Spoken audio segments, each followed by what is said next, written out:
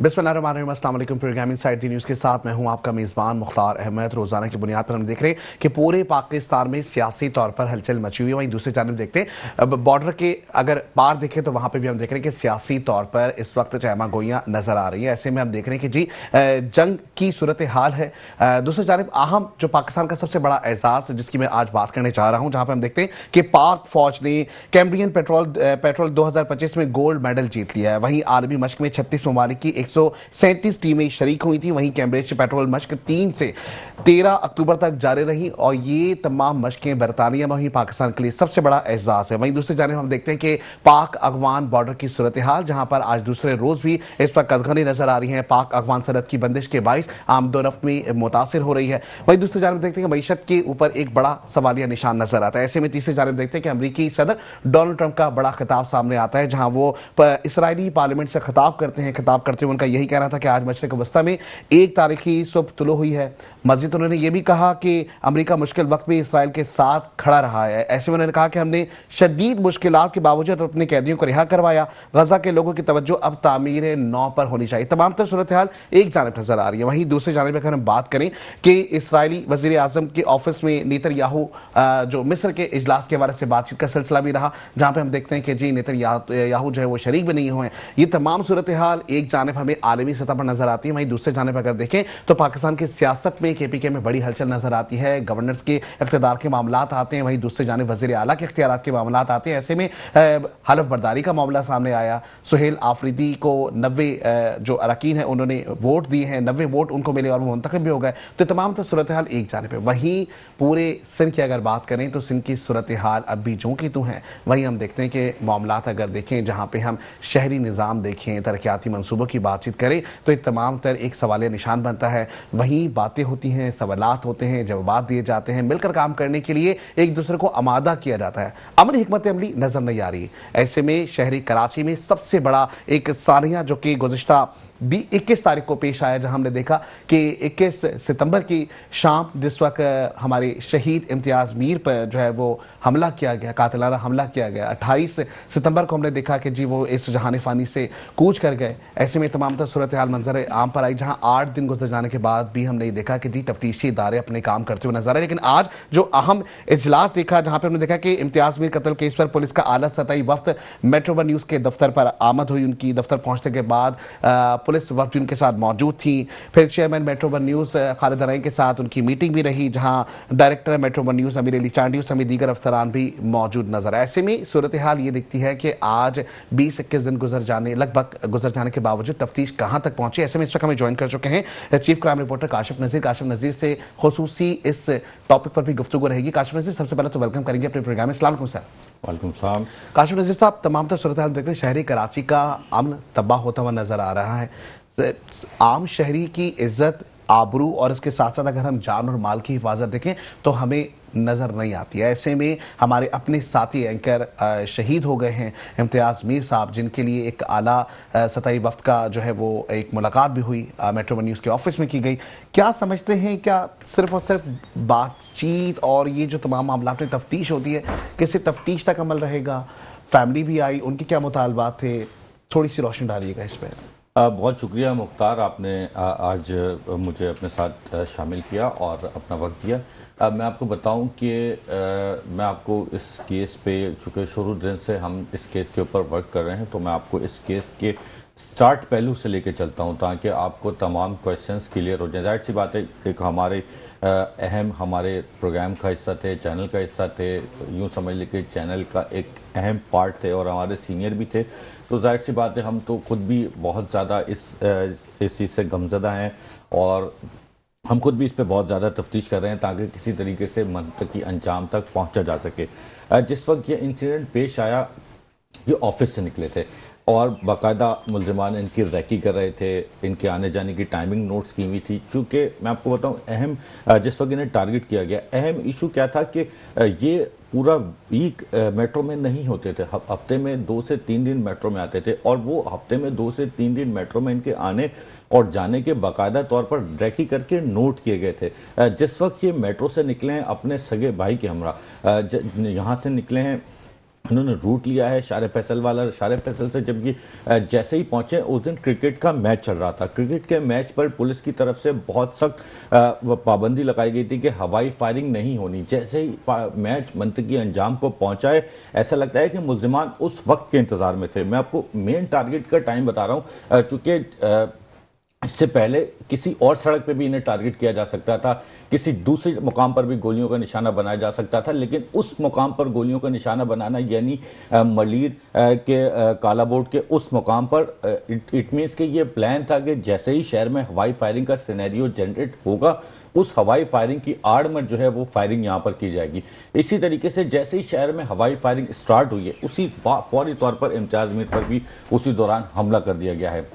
इम्तियाज मीर पर तकरीबन गोलियां दागी गई हैं, 4 गोलियां उन्हें बॉडी में लगी हैं, जिसके बाद उन्हें पहले करीबी अस्पताल ले जाया गया, जहां से उनकी एक वीडियो आई और उस वीडियो में उन्हें देखा जा सकता है कि बाकायदा बहादुर से किस तरह वो बैठकर गोलियां निकलवा रहे हैं। उसके बाद उन्हें कराची के एक प्राइवेट और बड़े हॉस्पिटल शिफ्ट किया गया, जहां पर जो है वो जिंदगी की बाजी जो है वो 1 हफ्ते बाद हार गए, लेकिन वहां भी कोशिश की उन्होंने कि सरवाइव कर सकें। पुलिस की जानिब से तहकीकात का उसी वक्त आगाज कर दिया गया। जिस वक्त तहकीकात का आगाज कर दिया गया, SSP कोरगी तारिक नवाज मेरे साथ खुद मौजूद थे। मैं खुद उनके साथ स्पॉट पे पहुंचा मलीर में, उसी मुकाम पर हम पहुंचे जिस मुकाम पर यह इंसिडेंट हुआ था।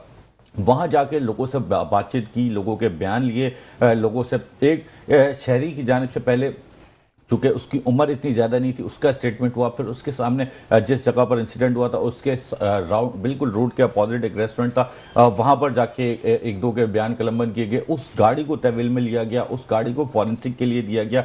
तमाम चीजें, ये मैं आपको उस वक्त का सिनेरियो बता रहा हूं। अब तक इम्तियाज मीर का इंतकाल नहीं हुआ, शहीद नहीं हुआ, उस वक्त तक वो जख्मी है। इस तहकीकात का पूरा जाविया जो है वो जख्मी के हवाले से उस वक्त तहकीकात की जा रही थी। फौरी तौर पर वाकये के तीसरे दिन उनके एक और भाई हैं, इनके साथ एक और भाई थे इनके, जो गाड़ी में थे, साले नाम है उनका, वो भी जख्मी हुए थे। उन्हें इधर नेक पे गोली लगी थी और चूंकि वो गाड़ी ड्राइव कर रहे थे।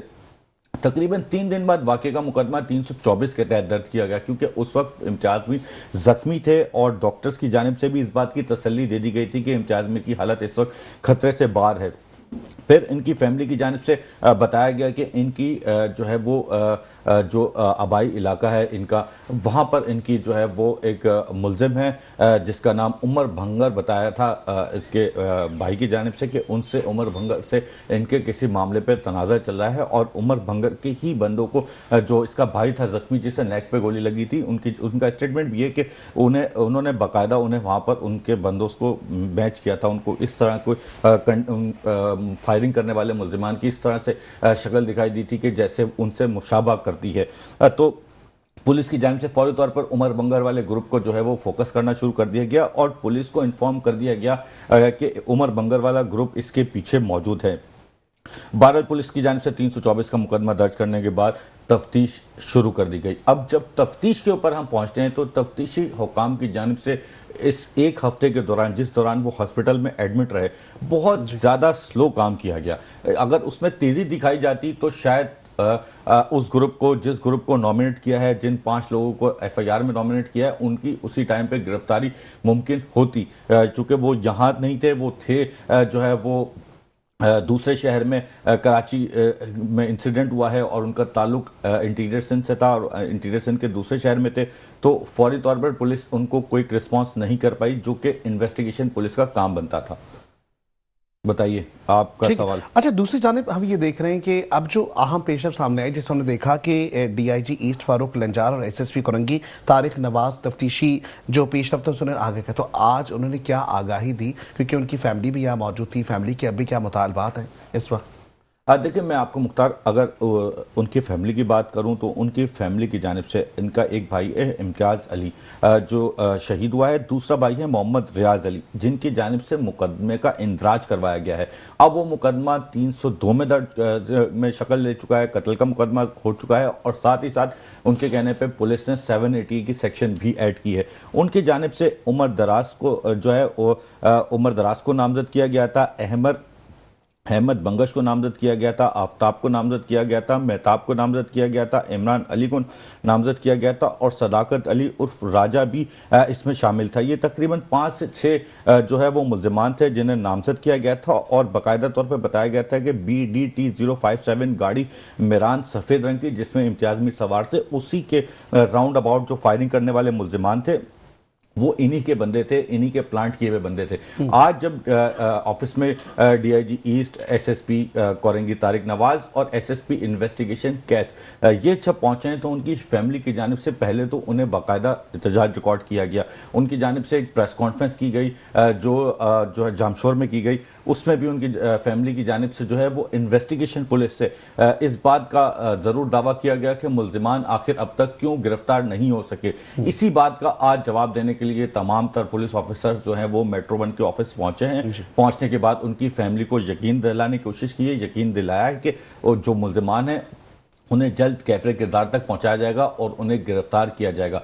इवन के ये तक भी है, इस तरह की बात ऑन कैमरा नहीं करनी चाहिए, लेकिन पुलिस की जानिब से ये तक भी यकीन दहानी करवाई गई है कि इतने अरसे बाद आज ये 22-21 सितंबर का वाक़या है और आज आप देख सकते हैं कि 13 अक्टूबर है, तकरीबन वाक़े को कई दिन 22 दिन अराउंड गुजर चुके हैं। आज जाके यकीन दहानी कराई गई कि सिविल कपड़ों के अंदर जो है वो अदालत के बाहर भी जो है वो पुलिस एहलकार तैनात कर दिए गए हैं। अगर मुल्जिमान इंटीरियम बेल लेने के लिए कोर्ट पहुंचते हैं इसमें जो नामजद हैं तो पुलिस फौरी तौर पर वहां से भी उन्हें गिरफ्तार करे। ठीक है जी, बहुत शुक्रिया चीफ क्राइम रिपोर्टर काशिफ नजीर, आप हमारे साथ मौजूद हैं और खास करके शहरी कराची में जिस तरीके की अब सूरत हाल हम देख रहे हैं, जहां पे हम देखते हैं कि जी सहाफ़ी जैसे हजरात जिनका कत्ल किया गया और ऐसे में अब तक जो है वो सवाल निशान ये बना हुआ है कि जी पुलिस की जो कारकर्दगी है वो किस तरीके से नजर आ रही। 23 दिन गुजर जाने के बावजूद अब भी तफ्तीश का अमल जारी है। यहाँ पे सवाल ये भी बनता है कि शहरी कराची में रहने वाली हर आवाम, हर शहरी, क्या उसे इंसाफ के तकाजों को पूरा करने के लिए या इंसाफ हासिल करने के लिए क्या इसी तरीके से जो है वो हर दरवाजे पर दस्तखत देनी पड़ती है? क्या इसी तरीके से प्रोलॉन्ग या एक्टिविटीज चलती रहेंगी? ब्रेक पर जाएंगे, ब्रेक से वापस आते हैं, हमारे साथ जुड़े रहे, देखते रहे हमारे प्रोग्राम इनसाइड द न्यूज़।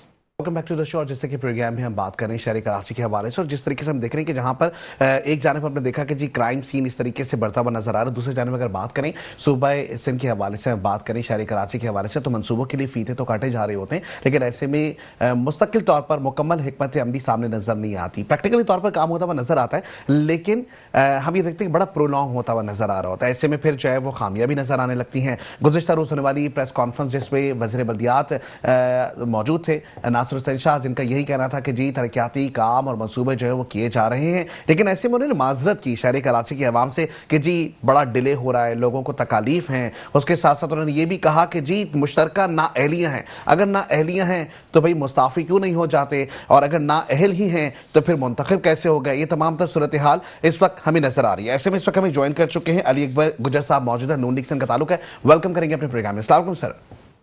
जी वालेकुम अस्सलाम, कैसे हैं आप? खैरियत? जी अल्हम्दुलिल्लाह। अली अकबर गुजर साहब, तमाम तो सूरत हाल सबके सामने, शहरी कराची की बात करें, सूबे सिंध की बात करें, शहरी मंसूबे बनाए जा रहे हैं।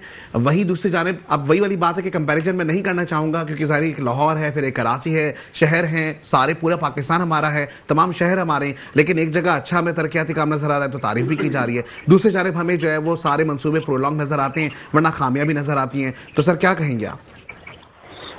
बहुत शुक्रिया आपका। आपके इल्म में है जैसा कि हम पाकिस्तान पीपल्स पार्टी और मुस्लिम लीग नून हम इत्तेहादी भी हैं और वफाकी हुकूमत भी और सूबों में भी सारे लोग हम मिल के काम कर रहे हैं, तो इसी हिसाब से थोड़ी सी बात हमें करनी है। लेकिन ये कल जो आप बता रहे हैं कि वज़ीर बल्दियात ने जो बात की है वहाँ पे उन्होंने बताया है कि डिले हो रहे हैं मंसूबे कराची में, सिंध में, स्पेशली कराची की बात मैं कर रहा हूँ सिंध से, तो उसमें ये बात वाकई दुरुस्त है कि यहाँ पे बड़ी तकलीफ है लोगों को। और ये जो हमने यूनिवर्सिटी से रोड जो है काम शुरू किया है, लीड कैंट रोड पे जो है वहाँ पे देख लें, फेडरल बेरिया में देख लें, और अजीजाबाद की तरफ एक पुल वहाँ पे बन रहा है, जहाँ जहाँ पे भी मंसूबे शुरू किए गए पूरी कराची में हैं, लेकिन वो सारे के सारे डिले हो रहे हैं, देर लग रही है, और देर लगने से ज्यादा टाइम की वजह से लोगों को बड़ी तकलीफ हो रही है, लोगों के आने जाने में रस्तों में प्रॉब्लम हो रही है, ट्रैफिक की परेशानियां हो रही हैं और लोगों के राशियों को बहुत ज्यादा परेशानी हो रही है। और इन चीजों का इदराक हमारे नासिर शाह साहब ने जिक्र किया है, लेकिन उसका हल निकलना चाहिए। देखिए हम चाहते कि हम तो उस पे जो हम कंपेयर नहीं करना चाह रहे, जैसे आपने फरमाया है जी कि हम लाहौर को और कराची को या सर क्यों ना करें, सूबाई हुकूमतों की अगर बात करें, एक जानिब विफाक में आपके साथ वो इत्तेहादी हैं, दूसरी जानिब सूबाई हुकूमत की बात करें तो वहां पे हमें मंसूबे जूं के तू नजर आ रहे हैं, फिर सवाल करना तो बनता है ना। बिल्कुल बिल्कुल, सवाल करना भी बनता है और हमें बात करनी भी चाहिए। देखें, बिल्कुल हमें अपनी राय का इजहार करना चाहिए और उस पर तनकीद बराए इस्लाह होनी चाहिए, ना कि हम तनकीद बराए तनकीद करते रहें। लेकिन ये कराची में जो भी पाकिस्तान पीपल्स पार्टी की हुकूमत सिंध में है, और वो चीजें सारी की सारी गड़बड़ खराब हो रही हैं, और जिससे लोगों को, हमारी आवाम को, जिससे हम वोट लेकर आए हैं, जहाँ जिन्होंने हमें नुमाइंदगी दी है, लेकिन आज वो मायूसी का शिकार हो रहे हैं। ठीक, तो इन चीजों के ऊपर चाहिए कि मेयर कराची को चाहिए और वजीर बल्दियात और सीएम सिंध को चाहिए कि वो इन चीजों को मजीद और ज्यादा देखें करीब से, और इन मसाइल को हल करने की पूरी कोशिश करें। उनके लिए उनको 18-20 घंटे, अगर कुछ नहीं तो 12, 14, 16 घंटे यहाँ पे उनके पीछे चढ़ना चाहिए और चीजों को ठीक करना चाहिए। बारिश हो जाती है, आपको पता है जब होती है तो फिर क्या सूरत हाल शहर की होती है। लेकिन चलो बहरहाल वो वक्त गुजर गया, बारिशों का, सैलाबों का मामला भी थे, लेकिन अब जो मंसूबे लगे हुए हैं, जो है गलियां रोड जो है, फिर जो है पानी है, लेकिन बुनियादी सहूलतें लोगों को बहुत परेशानियां हैं। ठीक है। अच्छा, दूसरी जानिब हमें ज्वाइन किया हुआ है मोहम्मद फारूक हमारे सामने, सबसे पहले वेलकम करेंगे। जमात इस्लामी से आपका ताल्लुक है। अस्सलाम वालेकुम सर। जी फारूक साहब, आपको आवाज आ रही है मेरी?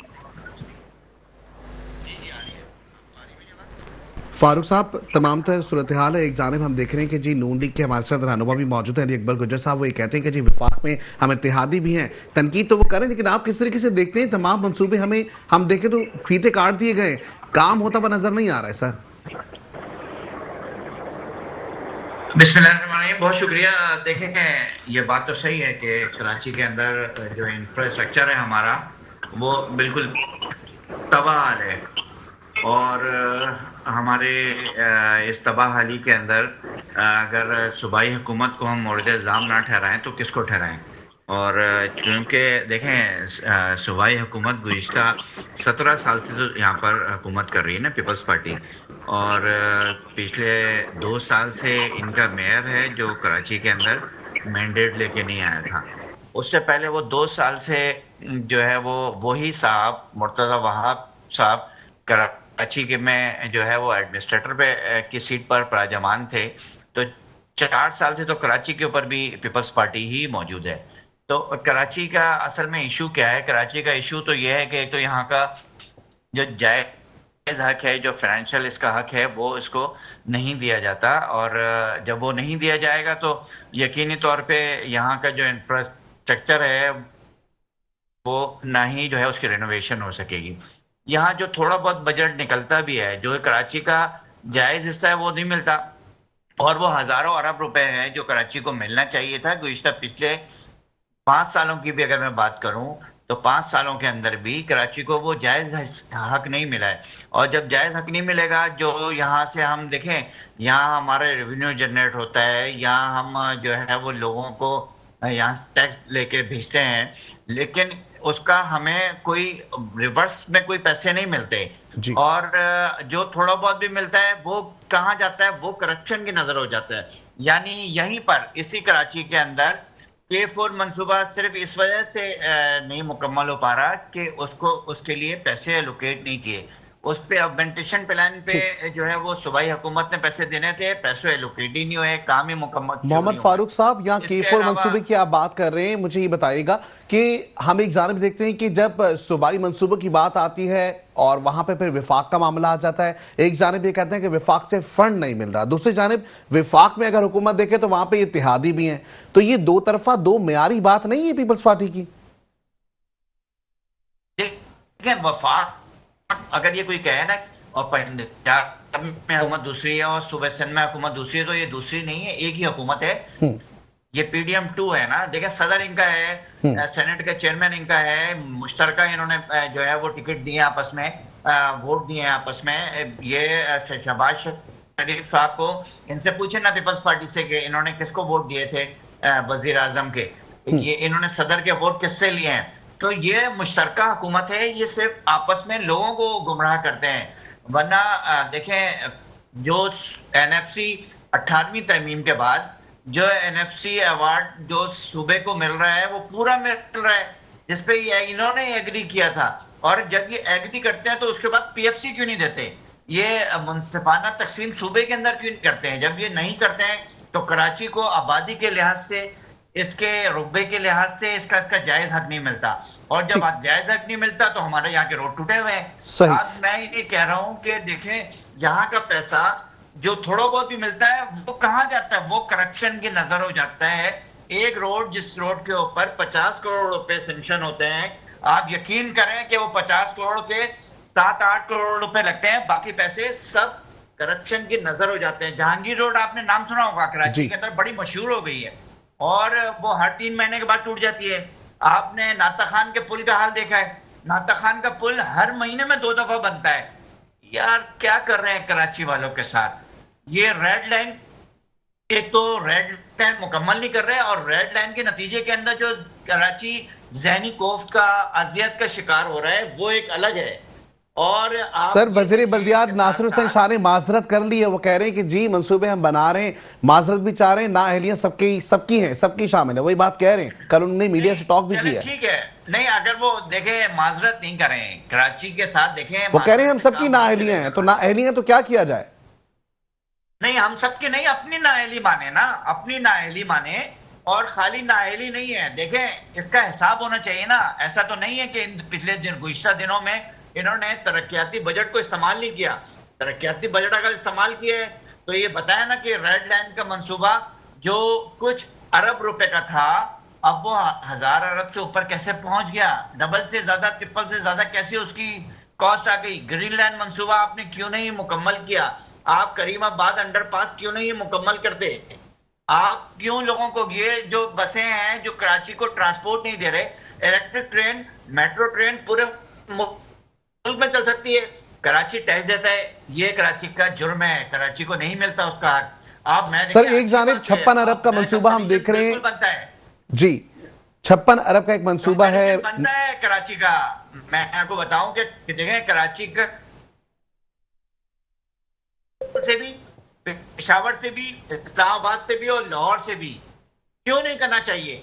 एक तरफ हमारा टैक्स है और एक तरफ पूरे पाकिस्तान का टैक्स है। अब हमें क्यों नहीं हम कंपैरिजन करें? हम सबसे बड़े भाई हैं यहाँ पर, इस मुल्क के अंदर सबसे ज्यादा रेवेन्यू जनरेट करके देते हैं। इस कराची के नाम पर जो है वर्ल्ड बैंक से अरबों रुपए सेवरेज और पानी के नाम पे लिए जाते हैं। वो ठीक है। अच्छा, अली अकबर गुज्जर साहब, नून लीग साहब का ताल्लुक है। अली अकबर गुज्जर साहब से सवाल करना चाहेंगे हम कि हुकूमत में जो इत्तेहादी तमाम जमातें हैं, क्या वो आवाम को गुमराह कर रही हैं? क्योंकि फारूक साहब का जो मकसद, जो बताने का मकसद है वो यही है कि इस तमाम लोग इत्तेहादी जमातें भी हैं, साथ मिले भी हैं, और उसके बाद फिर शिकवे अवाम से किए जा रहे हैं, तो क्या गुमराह कर रहे हैं? देखिए, मैं आपसे अर्ज करूं कि देखें, ये कोई गुमराह करने वाली कोई बात नहीं है। मैं तो आपके सामने ये बात आपको कह रहा हूं कि जो एनएफसी अवार्ड के तहत जो सूबों को जो फंड मिलते हैं, जो उनको पैसा मिलता है, वो सबको मिलता है।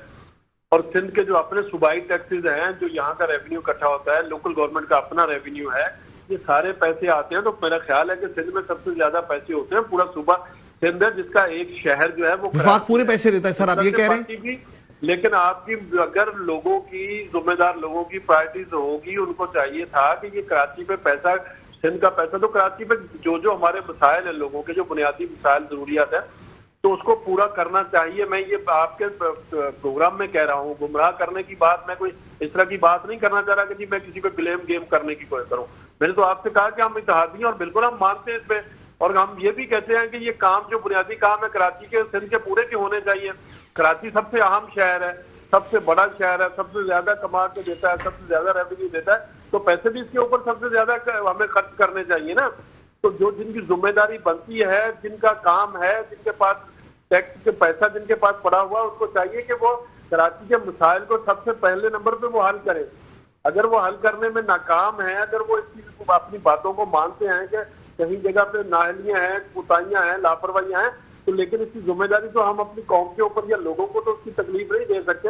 अब उनको इस चीजों की, इन प्रॉब्लम्स को हल करना चाहिए। जब नहीं कर सकते तो फिर क्या, उसके लिए क्या उनको इस बात का फिक्र भी होना चाहिए कि यहाँ पे यूनिवर्सिटी रोड को हम जाते हैं, लोग जाते हैं सारा दिन 2-2 घंटे ट्रैफिक जाम रहती है, वहां पे लोग खड़े होते हैं, तो ये मिसाइल का हल सिंध गवर्नमेंट को। अली अकबर साहब, 2012 में वजीर आजम शहबाज शरीफ ने शहर कराची के लिए कहा था कि उनको शहर कराची का बड़ा दुख है। उन्होंने ये भी कहा था कि हम शहर कराची को पेरिस बनाएंगे।